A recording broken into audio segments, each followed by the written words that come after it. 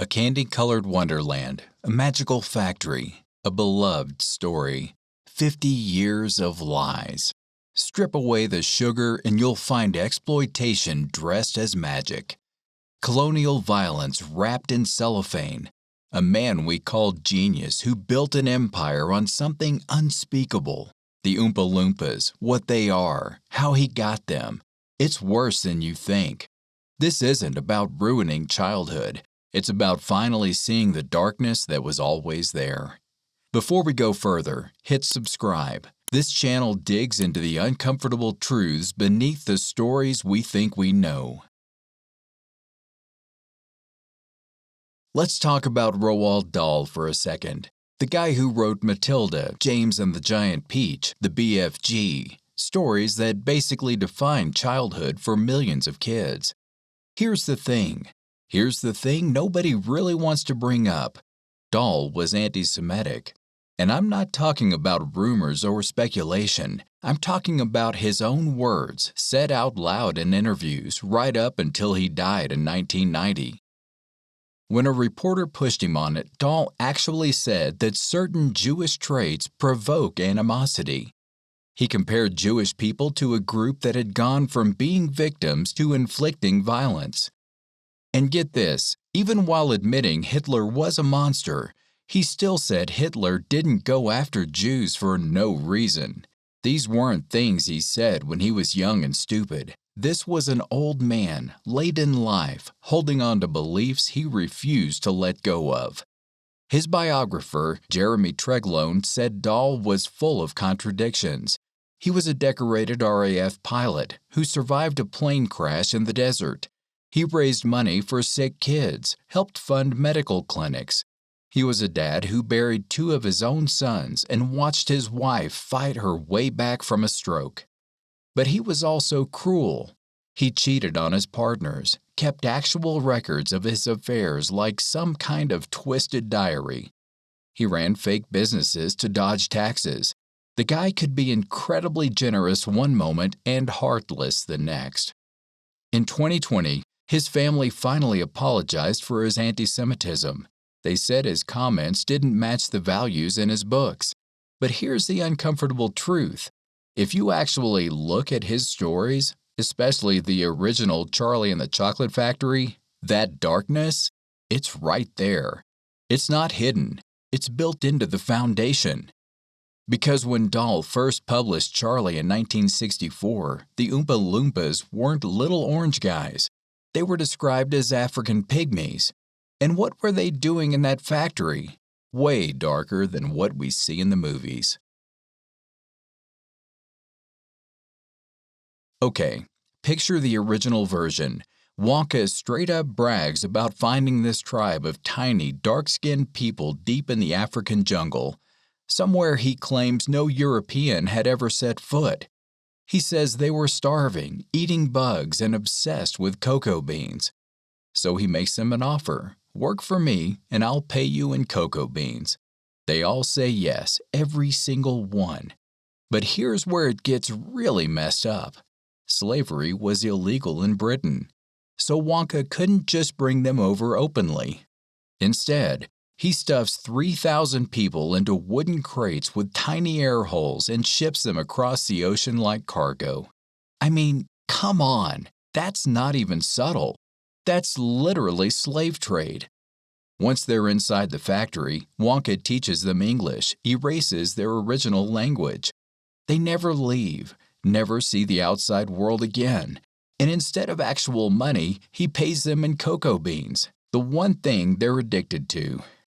It's a system specifically designed to trap them. No savings, no freedom, no way out. In the 1971 movie, there's this sense where Veruca Salt, the bratty rich kid, literally says she wants an Oompa-Loompa for herself. And her dad's like, "Sure, sweetheart, I'll get you one by tonight." Not hire one, not employ one, get one, like she's asking for a puppy. And Wonka? He doesn't say a word. The movie just rolls with it. So what do these workers actually do? Everything. They stir chocolate, row boats, run machines. And here's the really dark part. they're also guinea pigs. Whenever Wonka invents something new and dangerous, they're the ones who test it first. Someone swells up like a blueberry. Someone sprouts hair all over their body. The movie treats it like a joke. Oh, and there's a room in the factory labeled whips, every kind you can think of. The film says it's for making whipped cream, but let's be real. What image does that put in your head? A factory full of workers of color, a room stocked with whips. Then there are the songs. They sound cheerful, right? But listen to what they're actually saying. The Oompa-Loompas are singing about obedience, about not wanting too much, about accepting your place and never complaining. These aren't songs of joy, they're propaganda, tools to reinforce control. All the while working for a guy whose face is on every candy wrapper, whose image looms over the factory, who literally owns everything, including them. But here's where it gets really weird, because Wonka isn't presented as a villain. He's presented as a hero. He saved the Oompa-Loompas from starvation, from terrifying beasts with names like Snozwangers and Wangdoodles. He gave them shelter, safety, unlimited food. How could that be anything but generous? Except, this is the same logic people use to defend slavery, the whole positive good argument, that enslaved people actually benefited from being owned, that they were being protected, civilized, given purpose and meaning. It was a lie back then, and it's a lie in Wonka's factory too. Wonka could have just paid them. He could have offered fair wages, given them freedom, let them go home if they wanted. But instead, he built a system where their gratitude becomes a trap, a chain disguised as kindness. And because he's the one telling the story, because he's the one showing Charlie and the other kids around, we're led to believe he's this eccentric genius doing good in the world. The story doesn't question it, not once. The parents don't object. The kids don't even notice. Even Charlie, our supposed moral center, just goes along with it all. And the worst part? This stuff actually happened in real life. The chocolate industry has been tied to slavery and exploitation since cacao first showed up in Europe back in the 1500s. British colonial powers turned chocolate from a luxury treat into a mass-produced product.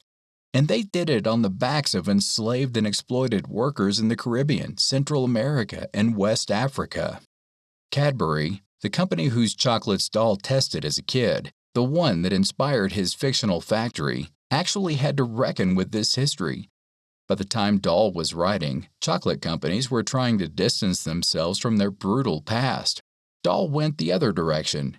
He took that exploitation and put it right at the center of a children's story. But the Oompa-Loompas aren't the ones getting hurt.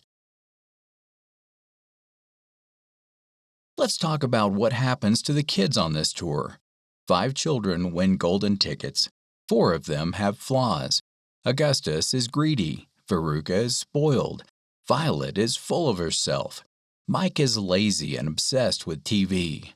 And one by one, they get punished in absolutely brutal ways. Augustus falls into a chocolate river and gets sucked up a pipe. Wonka barely reacts, just says the kid will be fine, that they always come out in the wash. Always, meaning this has happened before, multiple times. The factory is literally designed to hurt children, and Wonka knows it.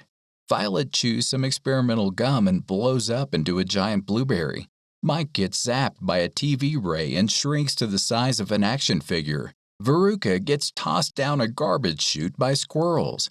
And every single time something goes wrong, the Oompa-Loompas break into perfectly choreographed song. Think about that for a second. How did they have these songs already prepared? These aren't improvised, they're rehearsed, which means Wonka knew what was going to happen to each kid before they even walked through the door. He built a tour designed to break them.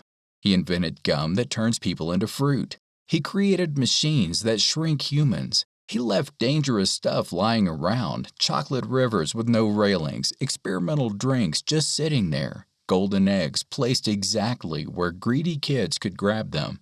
Then he sits back and watches his predictions come true, like it's all part of the show. Oh, and here's another thing. After Augustus gets sucked into that pipe, the boat Wonka uses to get everyone to the next room, it has exactly the right number of seats for whoever's left. Same thing happens later. Vehicles keep adjusting to fit the exact number of survivors. Either Wonka has magic boats that reshape themselves, or he knew exactly how many kids would make it to each stop. I'm going to go with option 2. Gene Wilder got this. When he agreed to play Wonka back in 1971, he had one non-negotiable demand. He wanted to make it clear from the very beginning that Wonka couldn't be trusted. So he came up with that entrance, the one where he hobbles out with a cane, looking all frail and fragile. Then suddenly the cane gets stuck, and he does this perfect forward somersault, pops up grinning. Wilder said that from that moment on, the audience should never know if Wonka's lying or telling the truth. The director loved it, and honestly, it's the most important moment in the whole movie. Wilder played Wonka like a guy putting on a performance, smiling and charming on the surface, ice cold underneath.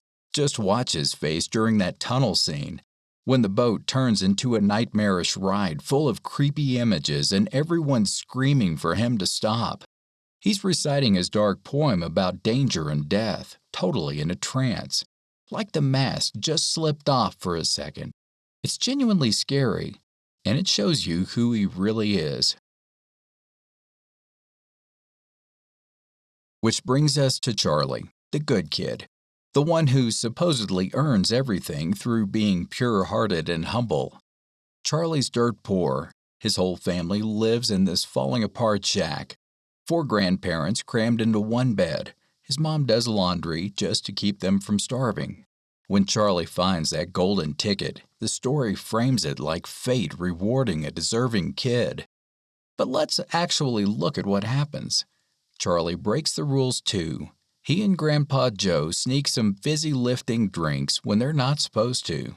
They almost die floating up toward these giant spinning fans.